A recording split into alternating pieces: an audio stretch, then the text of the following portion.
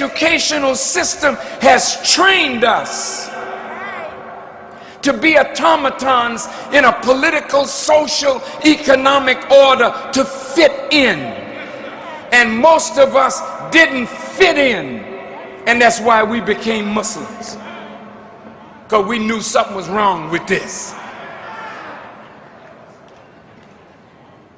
But now, very few black people fit in. So what are they going to do with us? They're going to kill us. And they're doing it so subtly. If you look at Tavis Smiley's book, The Covenant, and the report by the Urban League, black people lead in every health disease, I should say every disease. We are at the top. We're at the top in high blood pressure, diabetes, cancer. When the Honorable Elijah Muhammad was among us and we were eating the way he taught us to eat, we didn't think that Muslims died. There was one minister that buried the dead all over the country. Not today. We're dying, flying, just falling like flies. What's wrong with us? Problem number 2. The wife of the uncle of W.D. Farad lives in the wilderness of North America in ways other than herself. Therefore, she's troubled frequently with all kinds of malady, headache, high blood pressure, pain in all her joints. Is that what you're suffering now? Why? Because we're overweight, male and female. But it's deeper than that. We are overweight with the burden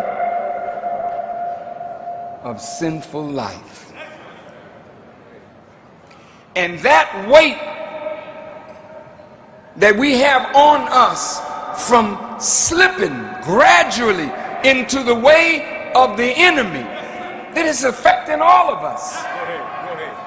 All of us are being affected by Satan making evil fair seeming to us.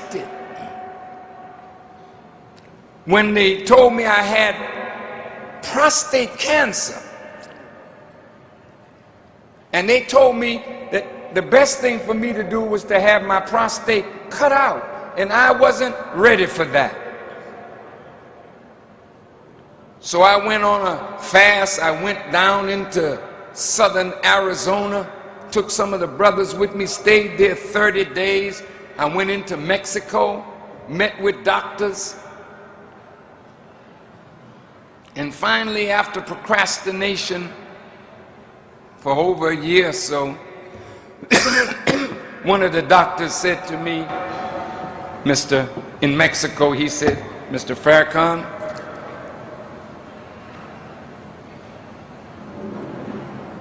he said, a robber has entered your house. If you don't get rid of that robber soon, you'll become a murderer. Minister Alim, Dr. Alim is here? Yes. Dr. Alim told me that we can get this done. We don't have to go to Mexico to get it done.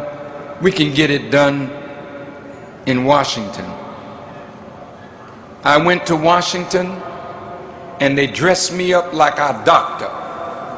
I had on all the regalia of a doctor, and I walked with the doctors, and we walked into the emergency room because I was under an assumed name. They wasn't supposed to know who it was. You know, the propaganda was so heavy, and the Sun-Times, the New York Post, was it Akbar? The New York Post had a picture of me laying down on a gurney with 2 Jewish doctors getting ready to operate on me, and they had marks across my neck, and the idea was to cut off the man's head. So once I started bleeding very heavy at the farm. The doctors where I went were very beautiful to me. I want you to know that one of the followers of Imam W.D. Muhammad was over the emergency room in that hospital in Indiana, Dr. Ramadan. And then a Pakistani doctor was over the intensive care unit, Dr. Rahim. They took me in, they looked after me, but I was in bad shape. They put me on a private jet and flew me to Washington and slipped me in the hospital. This is the second time now. First time they put 40 seeds in me. And the cancer went down. My PSA was normal. After a few years, it began to rise again. And they became frightened, so they put in me 180 more radiated seeds. Mine is a case study now that urologists study, because no one in the world has ever had that many seeds. No one. Now, that much radiation in your gut was designed or could have burnt up all my insides. Well, it did its job. But did you know when I was at Howard University Hospital the first time, they knew that I was supposed to be dead. And the New York Times and CNN had already prepared my obituary and were about to go to press. They understood that I wasn't supposed to be here. But I'm here.